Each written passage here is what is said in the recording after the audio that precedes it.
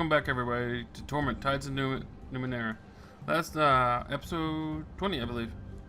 Last time we, finished up with the Cavernassery, and then we went down here and talked to a guy that was being followed by one of the city guards.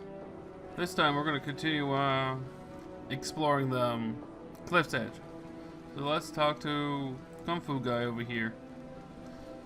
Hello, Kung Fu guy. A large, muscled man is practicing some form of martial arts. As you look on, he is wearing an old white, rough-woven coat with the sleeves torn off, and red bandana is wrapped tightly around his head. He seems to be moving much faster than his size suggests as possible. Excuse me.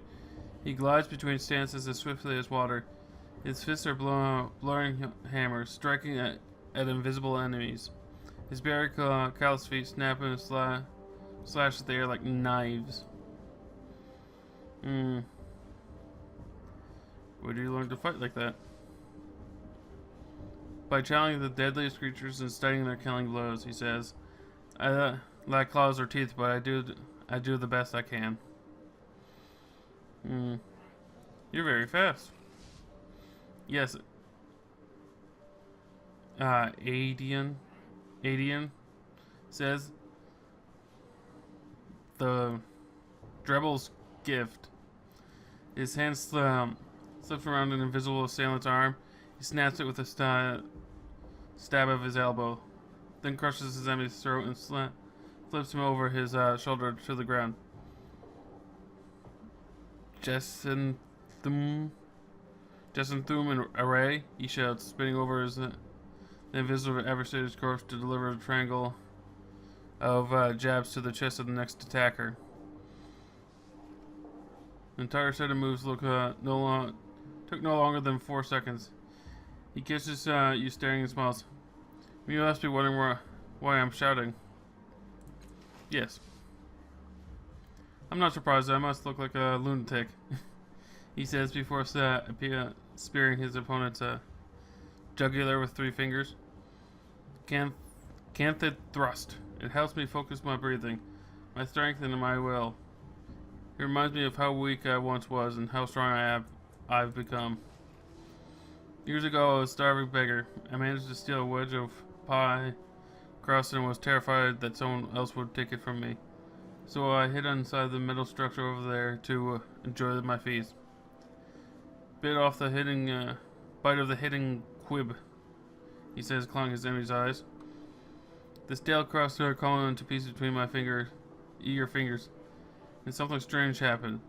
They drifted towards the ground like the softest of snowflakes, and I was able to pluck each of them from the air before they fell. At first I was delighted, then I wept. How far had I fallen that clean food was a miracle? He sighs, then delivers 4 more blows in the air's belly. But the miracle never ended. The longer I lived in the shelter, the more I could slow the world by concentrating. I swore I'd never waste this gift. I would honor it by becoming stronger, faster. I would challenge the predators of the world and take their killing blows from them. I would never pray again. Grush stomp. Better faster than you. You're not the first to think so, he says, casually snapping in Sam's neck. I would warn you, though, that the others are dead. That's not a threat. I only fight to the death. He flings the invisible corpse aside. Before I accept your challenge, I'll need to see if you're good enough to face me. His fist lashes toward you. Jurless kiss.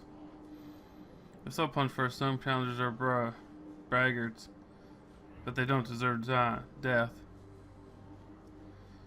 Initiative, quick fingers. Block the punch and strike back. Alright.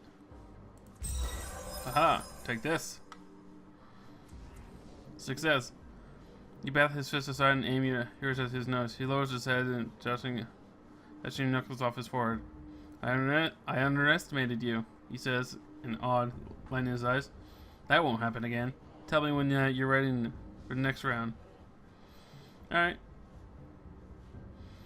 Why do you insist on fighting to the death? I fight to learn the opponent's most powerful techniques, he says calmly. How can it be? I'd be certain they'll use them unless death is on the line. Guess that makes kind of sense. I'm ready for the next part of your test. So am I, says nodding gravely. But prepare yourself, I will not hold back this time. The bear is assault. He launches a two-handed blow at your face.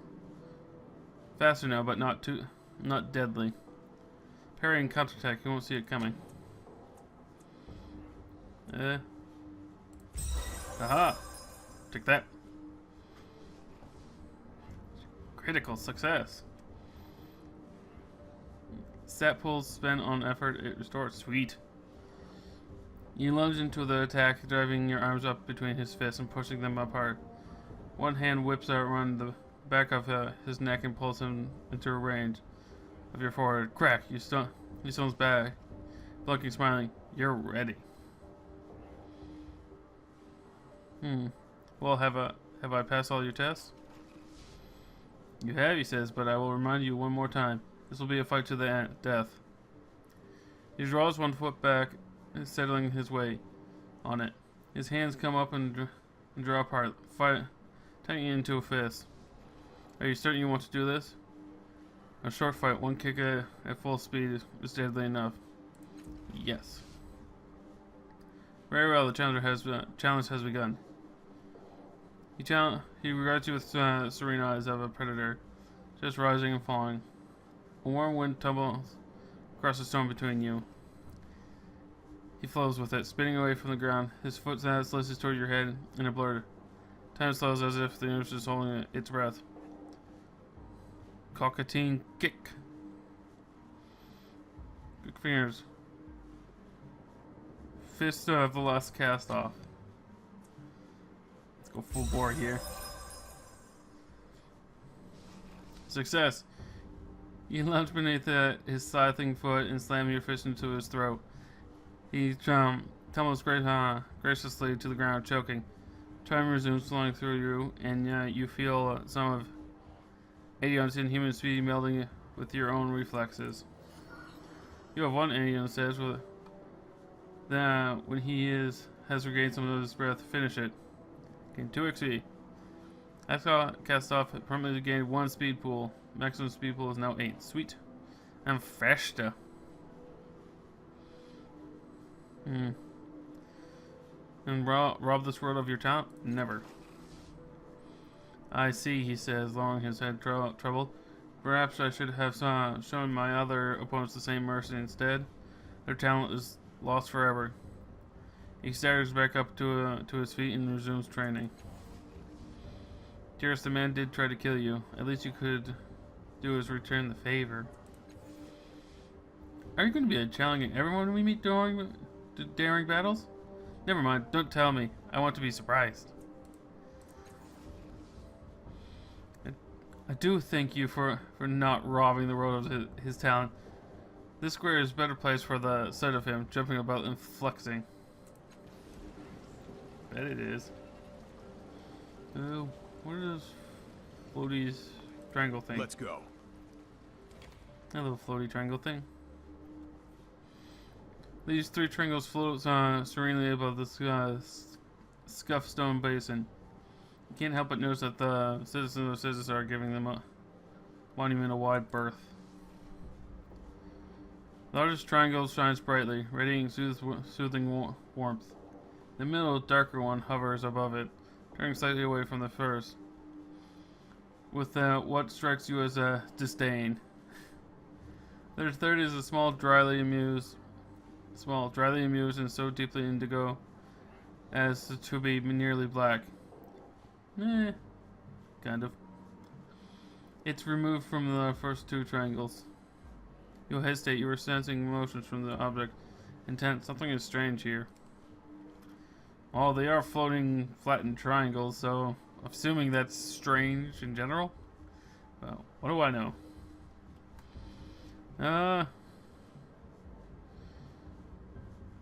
Okay, let's look at the stone basin. Did the stone basin say anything about the triangles? The stone is cracked in places, but far newer than the ancient shapes that float above. You suspect the citizens of Scissors added the basin to make their triangles look less out of place. Touch the largest. You reach out and time slows. Your hand drifts past individual notes of light. Dappled. Okay. Dust moving into the warm glow of the large triangle. Calm warmth blews up your arm when you grasp the edge of the triangle. It's somehow rigid and flexible at the same time. You blink, swaying in the half second before you open your eyes, you hear the thunderous crack of wood on wood and the rumbling of distant voices. You snatch your hand out from the triangle. Touch it again. 4 or 5, hard to focus. Question that's troubling you. Nope. Alright. Medium sized. What does that do? Staring at the triangle is disorienting. The longer you stare at it, the more you feel a light coiling sensation on your head, in your own head. Cooling. Standing on your toes, you stretch and manage to brush the triangle's icy face with your finger. Air thickens like a weight over you, and you struggle to keep your eyes open. Between the thumping of your heartbeat, you hear thousands of purposeful rhythmic footsteps, treading endless stairs toward the peak of the vast echoing room. Alright. Examine the small triangle. Giant object spins slightly faster than the others. The more you stare at it, the more you sense a growing presence in the air. The icy regard is of distant eyes. You blink in. A strip of light unwinds ahead of you like a path through infinity. Murmuring dark behind you is an shifting zoetrope of linked motionless hues. It is your past, you realize. Every second of it, every choice pouring out of you and trailing away into the black. You open your eyes and you're back in the stone ring. Still touching this triangle. All three of them are watching you. You blink again. You strip of light surrounding darkness and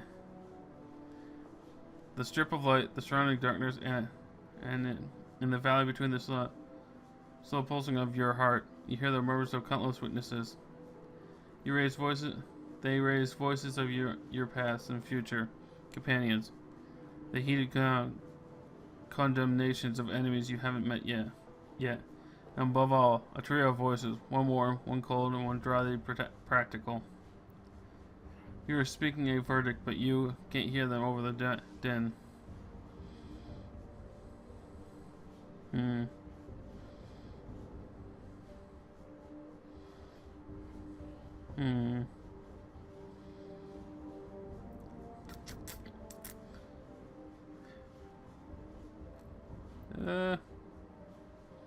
Rabble without a cause. Ignore the voice and keep on walking. You stride on. Some of the innumerable witnesses cheer. Others angrily denounce you. It doesn't matter. The voices fade into the darkness behind you, leaving you alone. The path unravels before you. Your every step. You pass on spools behind you. Stay on the path. See what it leads. You follow the road. Casually, you look to the right, and the path of your feet flickers as if anticipating a new direction. Clearly, your choices define this road. Of course, you're not the other course and rose course, and not the other way around. You open your eyes. 3 triangles hang in the air. It is exactly as they did before, unwavering and silent. The vision gone, and yet you can't. You still feel the choices you've made, curving away behind you like string of jewels. You straighten, moving into the future, breath by breath. You suddenly notice a message carved into the stone ring beneath the triangles. Judge yourself as you watch it slowly fades away. Okay.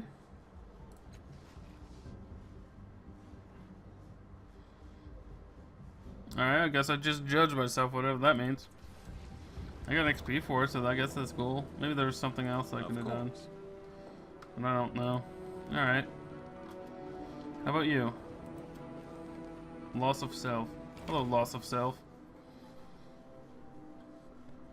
This young woman clutches herself and growls low and continuously under her breath. Pearly white light shimmers from her a vial on her wrist. And her eyes are red rim as if she's been crying. You've never seen her before, and yet your hands are sweating, and your breath catches on your inherited chest. Shame burns your throat hot and sour. Your body recognizes her, even if you do not. This isn't you. Only I am real. This isn't you. Only I am real. You don't need to fight me. Leave me alone, she mutters. And it's a moment before you realize she's not talking to you. You look you took my face, stole my family, rushed her at me in my own voice. Isn't that enough? Isn't that? She breaks off and she sees you. She's in my head and she won't shut up. Talk loud. Talk over her so I can hear you.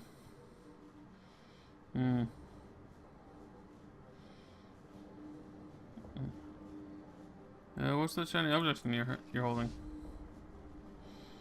She flinches but reveals the vial strapped to her wrist. It glows with inner light, and tiny ripples within seem to cast moving shadows on her palm. I woke up one night in a building. I'd never seen it before, she says soft and low. I found this beneath a pile of blackened scales. If you shake it, it makes a picture. Watch. She jiggles the vial and holds up the other hand. Indistinct shadows mimic the motion of her palm.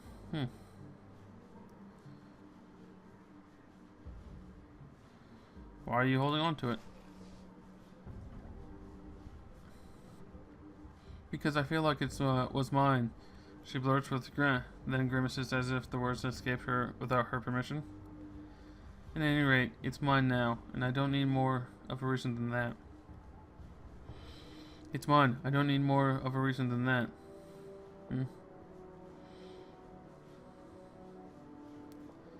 Alright, talk about something else. You hear a woman in your head? Yes, she says, biting the words like an enemy's throat. Now stop talking about her. It brings her forward. She clings. She whines and she won't stop. Please stop talking about her. I am not someone. I am you. Please let me in. I'm sorry, I hope I don't want to hear about the woman in your head. No, every time I think about her, she inches closer to me, pulls me on my arm. Stop asking about her, please. Closer. You want to let me in. Why fight me? I wonder if I keep on talking about her, if she will come out. I'm sorry. She goes under breath, but does not respond. Fighting only hurts now. Let it go. Ah, fine. See if I can.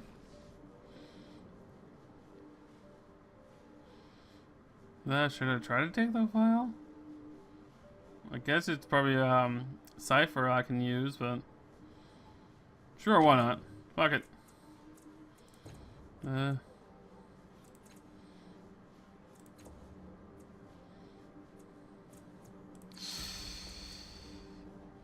I haven't used any of hers, so might as well. It's only 65, but I succeeded. Her fingers tighten over the vial, then loosen. Alright, she says, looking desperately unhappy. Still, she seems somewhat relieved when she hands it over. Star's kiss. 15 plus 15 to evasion. Cool. Alright. I don't want to hold more than I should of these, so I'll give it to her. Making sure. Here, have a cipher. Do you not have ciphers?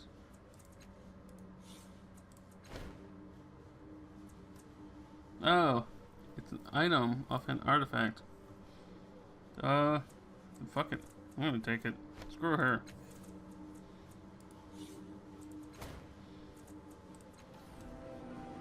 That's useful.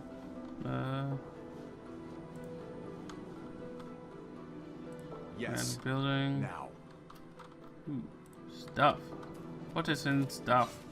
Money. Go. Interact. What is this? The house was reduced to rubble when the part of the cliff face collapsed. This is evidence that the squatters have slept here. There is evidence that squatters have slept here recently. A ragged blanket, rotted fruit peelings, and footprints in the dust itself. Something scratches deep within the rubble. It sounds like someone is something in there. Hello? The rubble makes no response. Dig deeper, I suppose? You crawl partway inside, pushing the side of the boards and thin slab of slate. Small girl gasps, throwing up her hand to block the sunlight. She's young, no more than 10, 11-year-old. She has made herself as small as possible to fit inside this tiny gap in the rubble. Her hair is dark and curly.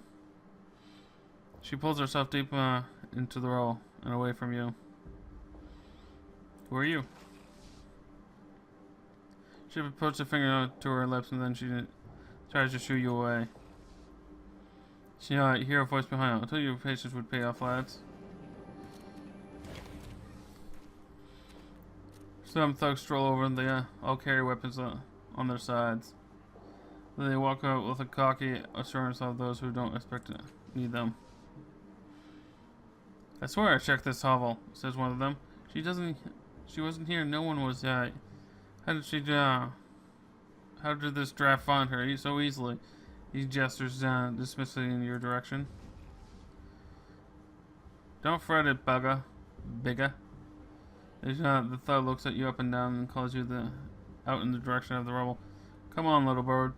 Doesn't matter how good you are at hiding. You had to come out sometime.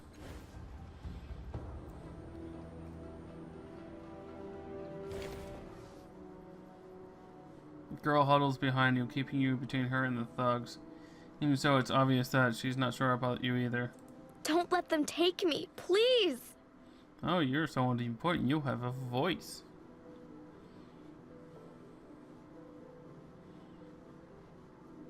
Why don't you want to go with them? One of the men interrupts. She's lost, he says. The little urchin ran away from her home. The mother asked us to find her and bring her back safely.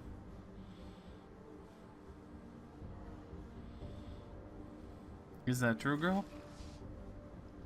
No, she grabs your wrist. They're bad men. They want to steal me. Kidnappers. Now that's just crude. Man crosses his arms. We're delivery men, that's all. It means the motives of our employees ain't none of our business. He sighs, dropping his facade, and turns to you with a look that pleads for understanding. But all right, yeah, there is a slaver who put up a fine bounty if we bring her back. We're all legal, and none of our business best to say out of it. And none of your business best to say out of it.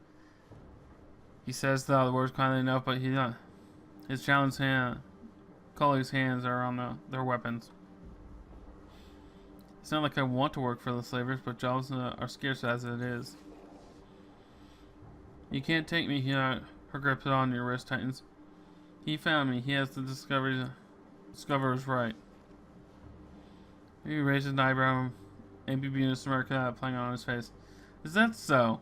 Well, Spartajack, what do you say? Is she coming with us, or are you taking her from it? Are we taking her from you?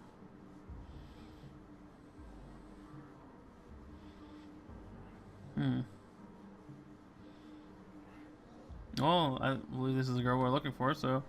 What was your bounty put up by Tell Mugger? She asked me to find the girl. He wipes his face with one hand. Ugh. So it's not competition, is it? Well, that don't change anything.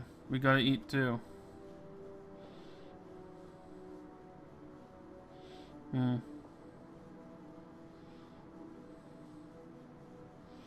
Master has grown tired of waiting for you. I've been sent here to collect the girl. You understand and tell you the bounty's off. Yeah.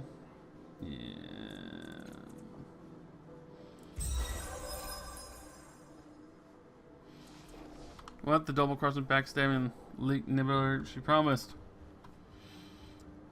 He waves an angry hand at the air. Fine. See if we work for her ever again.